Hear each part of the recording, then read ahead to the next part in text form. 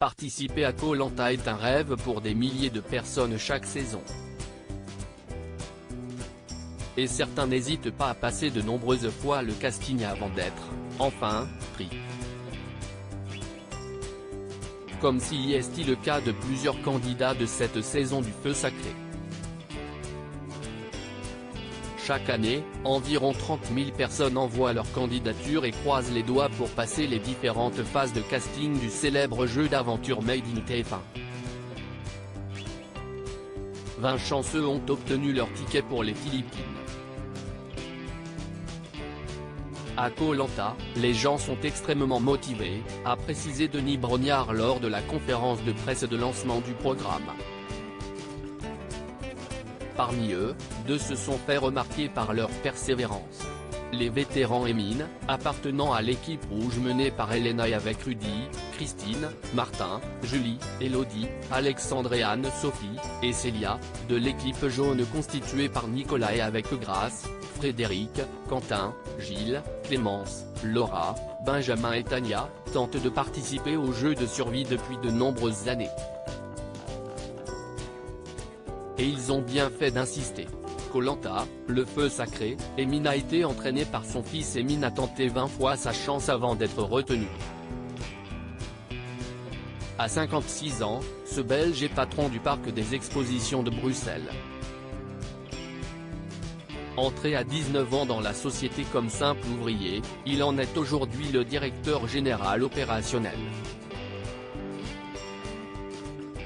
Autodidacte et pugnace, Émine est de ceux qui se sont faits tout seuls. Très fier de sa réussite, cet Albanais d'origine est entraîné par son fils depuis toutes ces années de préparation et d'ATT.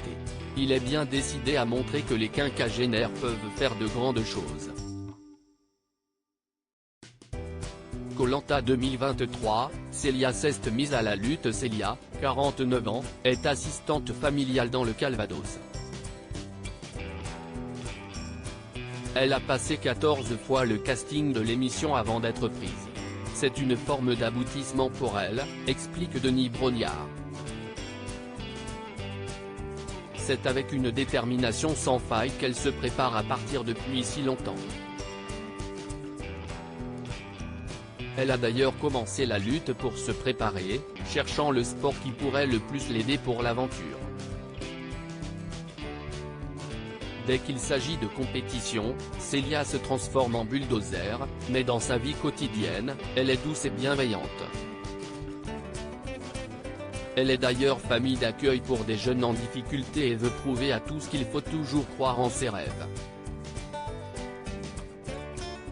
De son côté, la candidate Elodie, 35 ans, responsable marketing, en Belgique, et chanteuse à 16 heures, de l'équipe rouge menée par Elena, s'est également exprimée à ce sujet sur son compte Instagram, et voilà. Le rêve de ma vie s'est réalisé. Ces 6 années à postuler, à s'acharner, à m'entraîner. Il ne faut jamais rien lâcher. Et ça a fini par payer. Parmi les anciens candidats, d'autres avaient déjà lourdement insisté pour être de la partie. GG, en saison 11 a postulé 10 fois avant d'être choisi. La même saison, l'iconique Théa Youra a été recalée 3 fois avant d'intéresser la production.